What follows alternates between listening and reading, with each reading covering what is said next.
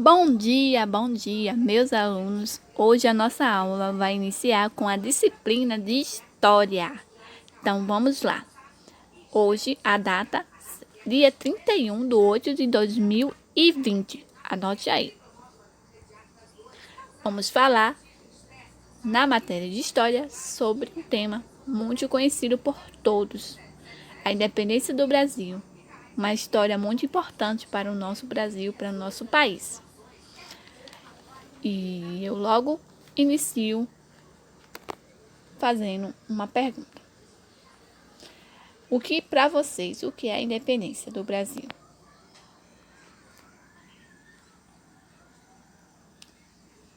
Bora. A vinda da família real para o Brasil. O que foi isso? Que acontecimento é esse? A vinda da família real portuguesa para o Brasil ocorreu no dia 28 de novembro de 1807. E a comitiva dela aportou no Brasil dia 22 de janeiro de 1808. Vieram a família real, em seguida vieram outra comitiva, outros pessoais que vieram com a família real. O processo da independência do Brasil começou em 1808. Então, o processo quer dizer, tá começando, iniciando, indo para a independência do Brasil. O processo da independência do Brasil começou em 1808, quando a família real portuguesa veio para o Brasil. O motivo dessa vinda está ligado ao interesse de Napoleão Bonaparte, que desejava dominar a Europa, mas não tinha força militar suficiente para vencer a Inglaterra. Não conseguindo a vitória militar contra a Inglaterra, Napoleão Bonaparte criou uma forma para enfraquecer a economia através do bloqueio continental. O que é esse bloqueio continental? O bloqueio continental foi o decreto que Napoleão Bonaparte fez, que foi no dia 21 de novembro de 1806, para obrigar os países administrados pelo Império, que era administrado pelo Império francês, a corte todos os laços comerciais com a Inglaterra. Quer dizer, todo o país que era administrado pelo Império francês cortou o laço comercial com a Inglaterra. Quer dizer que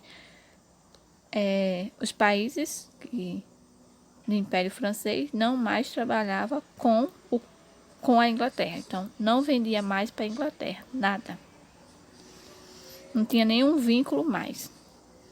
O auto desse decreto autoritário foi feito por Napoleão Bonaparte, e queria que todas as formas derrubar a economia do Império Britânico. É por isso que ele fez esse decreto. Dom João, temendo a perda de seu poder sob a proteção da Inglaterra, o príncipe regente Dom João fugiu com a família real portuguesa, vindo para o Brasil.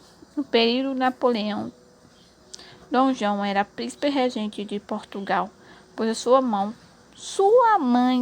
Dona Maria I, não podia governar devido ao problema mental que ela tinha. Em 1808, com a morte de sua mãe, Dom João foi coroado rei com o título de Dom João VI. Foi casado com a princesa espanhola chamada Carlota Joaquina, com quem teve 3 filhos e 6 filhas. 3 filhos e 6 filhas. Aí a viagem, da família real para o Brasil, Dom João fugiu, como eu tinha dito, com aproximadamente 15 mil nobres portugueses e 14 embarcações. Como não sabia ao certo quanto tempo ia ficar no Brasil, os nobres trouxeram riqueza, documentos, biblioteca, coleção de arte, tudo o que podia transportar. Depois de algumas semanas de viagem, uma forte tempestade separou as embarcações, uma como a de Dom João. Uma foi para Salvador e o restante para o Rio de Janeiro. Aí o de Salvador, Dom João transferiu para o Rio de Janeiro em março de 1808 e foi nessa cidade que ocorreu as maiores mudanças efetuadas em seu governo. A chegada da família real no Brasil. Ao chegar no Rio de Janeiro, Dom João foi recebido com grandes festas preparadas por seus amigos e funcionários. Mas a população do Rio de Janeiro não apreciou muito a vinda da família real. Não gostaram muito não dessa vinda real, não. Aí, para abrigar tantos nobres, de Dom João mandou despejar moradores das melhores residências da cidade, mandando afixar nas portas a letra PR. Esta sigla significa príncipe regente ou propriedade do rei. Acomodado no Rio de Janeiro, muito bem, no Rio de Janeiro, Dom João começou a efetuar uma série de mudanças econômicas, culturais, que iria mudar, e não só a cara da cidade, como também o futuro do país. Será que foi bem? Será que foi bom essa mudança? As aberturas dos portos, A primeira coisa que Dom João fez ao chegar no Brasil foi abrir os portos brasileiros a todas as nações amigas. Quem saiu ganhando foram os ingleses, que naquela época dominavam o comércio mundial. Os principais portos brasileiros foram tomados por mercadorias inglesas.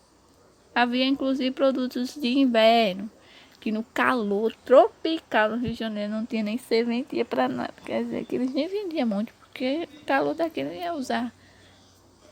Imagina, usar roupa de pele, casaco de couro, ia morrer todo mundo de calor. A abertura dos portos também rompeu o compacto colonial. Quer dizer, com a abertura dos portos, não tiveram mais aliança. Rompeu, cada um por seu lado. O Brasil e Portugal enfraquecendo a influência da metrópole sobre a colônia e criando as condições para a proclamação da independência em 1822. Aí aqui tem em 1821, Dom João VI voltou para Portugal para a causa da Revolução do Porto. Então, assim, Dom João VI foi-se embora para Portugal por causa da Revolução dos Portos. Mas ele deixa aqui seu filho mais velho, Dom Pedro, então com 23 anos. Foi-se embora, mas deixou seu filho, Dom Pedro, que tinha 23 anos. As causas da independência. Qual foi a causa da independência, Teve alguma causa da independência, Bora lá. As causas da independência, para que viesse essa independência foi vontade de grande parte da elite política brasileira com a conquista da autonomia política, de autonomia, Desgaste do sistema controle econômico, com restrições e altos impostos exercidos pela coroa portuguesa no Brasil. Quer dizer que a falta de impostos, os impostos aumentaram. Tentativa da coroa portuguesa em recolonizar o Brasil. O português tem que estar doidinho para dominar o Brasil. Aí tivemos o dia do fico.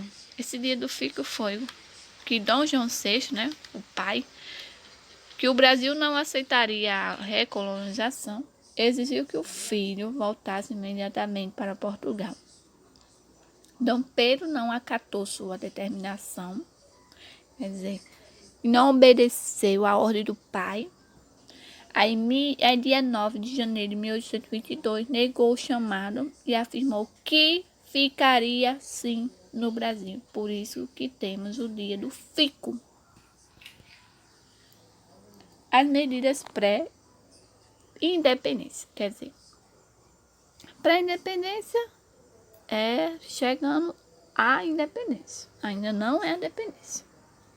Tivemos a organização da Marinha de Guerra, convocou uma Assembleia Constituinte, determinou o retorno das tropas portuguesas, exigiu que todas as medidas tomadas pela coroa portuguesa deveria, antes de entrar em vigor no Brasil, ter aprovação de Dom Pedro. Então, tudo que eles fizessem teria que ter aprovação de Dom Pedro. Visitou São Paulo, Minas Gerais, para acalmar os ânimos, principalmente entre a população que estava exausta, estava muito exausto em várias regiões, e também estava muito furioso. E tivemos a proclamação da República. Ao viajar de Santos para São Paulo, Dom Pedro recebeu uma carta da coroa portuguesa que exigia seu retorno imediatamente para Portugal e anulava a Constituinte. Diante dessa situação, Dom Pedro deu o famoso grito, à imagem dos riachos da Ipiranga, seu grito: a independência ou morte. A independência do Brasil ocorreu em 7 de setembro de 1822. A partir desta data, o Brasil deixou de ser uma colônia de Portugal. A proclamação foi feita por Dom Pedro I na margem do riacho do Ipiranga, em São Paulo. As causas, meus alunos, foi a vontade de grande parte da elite política e brasileira com a conquista e autonomia política, resgatar o sistema de controle econômico, como registros de altos impostos exercidos pela coroa portuguesa no Brasil, a tentativa da coroa portuguesa recolonizar, no Brasil.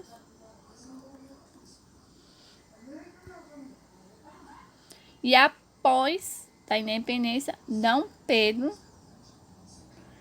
I foi coroado imperador do Brasil em dezembro de 1822. Portugal reconheceu a independência, exigindo uma indenização de 2 milhões de libras esterlinas.